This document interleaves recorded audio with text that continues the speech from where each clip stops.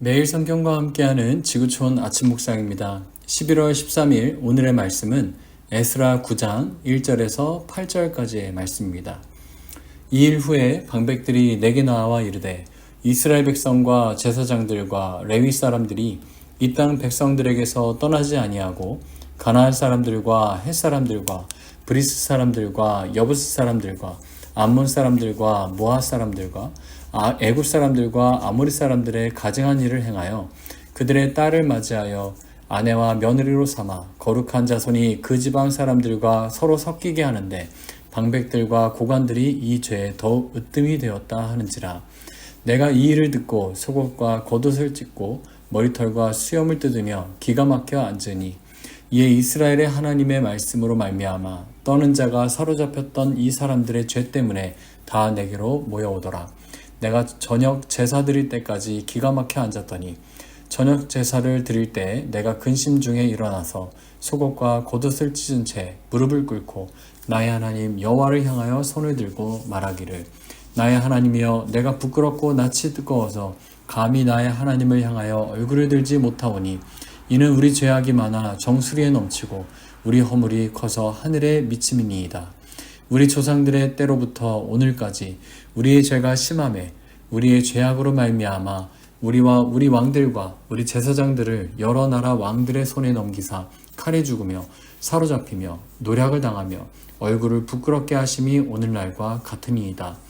이제 우리 하나님 여호와께서 우리에게 잠시 동안 은혜를 베푸사 얼마를 남겨두어 피하게 하신 우리를 그 거룩한 처소에 박힌 못과 같게 하시고 우리 하나님이 우리 눈을 밝히사 우리가 종노릇하는 중에서 조금 소생하게 하셨나이다.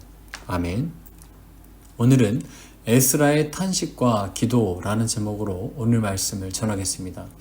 오늘 본문은 바벨론 포로에서 돌아온 이 백성들이 다시 죄를 범했을 때 에스라가 그 현실 앞에 하나님 앞에 엎드려 눈물로 회개하며 기도하는 장면입니다. 이 말씀은 단순한 회개 이야기가 아니라 하나님 앞에서 진정으로 슬퍼할 줄 아는 마음, 그리고 죄를 죄로 볼 줄 아는 깨어있는 영성을 보여주고 있습니다. 먼저 1절 말씀을 읽어보겠습니다. 이 일 후에 방백들이 내게 나와 이르되 이스라엘 백성과 제사장들과 레위 사람들이 이 땅 백성들에게서 떠나지 아니하고 가나안 사람들과 헷 사람들과 브리스 사람들과 여부스 사람들과 암몬 사람들과 모압 사람들과 애굽 사람들과 아모리 사람들의 가증한 일을 행하여 라고 되어 있습니다. 이 말씀은 백성들이 다시 또 옛날의 습관으로 돌아가 혼합주의에 빠졌다라는 보고를 들은 것입니다. 포로에서 돌아온 이들은요, 하나님의 언약과 그 약속의 실현을 직접적으로 체험하는 그런 하나님의 은혜를 회복한 그런 백성들이었습니다. 그러나 시간이 지나자 그 은혜의 감격이 사라지고 다시 세상과 타협하기 시작했다는 겁니다. 문제는 단순한 결혼의 문제가 아니고요. 거룩한 백성들이 이 수많은 이방의 백성들과 가증한 일을 행했다라는 것처럼 그들이 영적 정체성을 잃어버렸다는 겁니다. 하나님께 구별된 백성들이 다시 세상의 이방 문화와 또 여러 가지의 가치와 또 그런 인종들과 섞여버렸다는 것이죠. 더 큰 문제는 2절 말씀을 보면 이 문제에 대해 방백들과 고관들이 이 죄에 더욱 으뜸이 되었다라고 이렇게 기록되어 있습니다. 이 말은 이스라엘의 지도자들이 먼저 무너졌다는 겁니다. 회복되어 다시 돌아온 남유다의 그런 이스라엘 백성들 중에 더 높은 지도자들이 이 죄에 먼저 빠졌다라는 말입니다. 이렇게 영적 리더십들의 이 타락은 언제나 공동체 전체의 타락으로 이어지는 것을 보게 됩니다. 에스라는 이 소식을 듣고 깊은 충격을 받습니다. 3절 말씀을 보면 그의 반응이 나오는데요. 내가 이 일을 듣고 속옷과 겉옷을 찢고 머리털과 수염을 뜯으며 기가 막혀 앉으니. 그는 단순히 실망하거나 분노한 것이 아니라 깊이 괴로워하며 자신의 몸을 찢는 듯한 고통을 표현했습니다.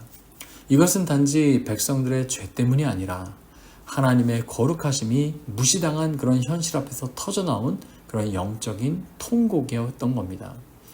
에스라는 자신이 백성들과 하나님을 고백합니다. 그래서 그들의 죄가 곧 나의 죄였고 그들의 부끄러움은 곧 자신의 부끄러움이었다라고 고백합니다. 오늘 우리들에게도 이러한 마음이 필요합니다. 누군가의 죄를 정죄하기보다는 그 죄가 공동체의 아픔이며 나의 책임임을 느낄 줄 아는 그 마음이 필요합니다. 죄를 바라보며 기가 막혀서 정말 아무것도 못하여 앉을 수밖에 없었던 사람, 바로 그러한 사람이 하나님 앞에 진실한 회개자가 되는 것입니다. 그리고 에스라는 무너진 이 자리에서 하나님께 기도합니다. 6절 말씀입니다. 말하기를 나의 하나님이여 내가 부끄럽고 낯이 뜨거워서 감히 나의 하나님을 향하여 얼굴을 들지 못하오니 이는 우리 죄악이 많아 정수리에 넘치고 우리 허물이 커서 하늘에 미침이니이다. 이 고백은 진심 어린 회개의 기도입니다. 그는 자신의 죄가 하늘에 닿았다라고 고백합니다. 즉 이 말은 하나님의 심판을 피할 수 없을 지경이라는 겁니다. 하지만 그 고백 속에는 희망이 있습니다. 죄를 인정하는 그 순간이 곧 회복의 길을 여는 그런 은혜의 순간이기 때문입니다. 에스라는 이 죄의 무게를 숨기지 않았습니다. 부끄럽고 낯이 뜨거워서 감히 얼굴을 들지 못하오니 라고 이렇게 고백하면서도 여전히 그는 하나님을 나의 하나님이라고 나의 주로 고백하고 있습니다. 그는 멀어진 것 같아도 하나님과의 관계를 놓지 않았습니다. 이게 바로 회개입니다. 멀어진 자리에서도 여전히 하나님을 붙잡는 것, 그것이 진짜 회개입니다. 그리고 8절 말씀에서 에스라는 하나님의 은혜를 바라봅니다. 8절 말씀 함께 읽어보겠습니다. 이제 우리 하나님 여호와께서 우리에게 잠시 동안 은혜를 베푸사 얼마를 남겨두어 피하게 하신 우리를 그 거룩한 처소에 박힌 못과 같게 하시고 우리 하나님이 우리 눈을 밝히사 우리가 종노릇하는 중에서 조금 소생하게 하셨나이다. 이 구절은 에스라의 이 기도의 전환점이 됩니다. 절망의 한가운데에서 그는 여전히 하나님의 은혜를 봅니다. 하나님께서 잠시 동안 은혜를 베푸사 남은 자를 살리셨다고 고백합니다. 완전히 무너졌어도 여전히 하나님께는 남겨진 은혜가 있다는 겁니다. 우리 눈을 밝히사라는 이 표현도 하나님께서 다시금 깨닫게 하셨다는 겁니다. 이렇게 죄를 알게 하시고 보게 하신 것도 또 결국 회개하게 하신 것도 모두 다 하나님의 은혜라는 것이죠. 에스라의 탄식과 기도는 결국 절망의 자리가 아니라 소망의 자리로 나아가게 됩니다. 왜냐하면 죄를 깨닫고 엎드리는 자에게는 하나님은 분명 그에게 새로운 회복과 기회를 주시기 때문입니다. 오늘 우리들의 신앙도 그렇습니다. 죄를 알고도 보고도 그것에 아무렇지 않은 마음이 더 우리에겐 무서운 것입니다. 그렇기 때문에 오직 우리는 하나님 앞에 또다시 나아가고 기도하고 무릎 꿇는 그런 회복과 회개의 믿음이 우리 가운데 더 필요한 것입니다. 사랑하는 우리 성도 여러분, 우리 안에도 에스라의 이 회개의 기도가 있어야 합니다.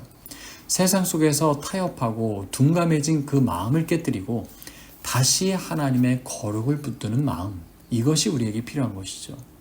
죄를 탄식할 줄도 알고 은혜를 붙잡을 줄 아는 사람, 그가 다시 일어서는 사람이며 공동체의 희망이 될 수 있는 사람인 것입니다.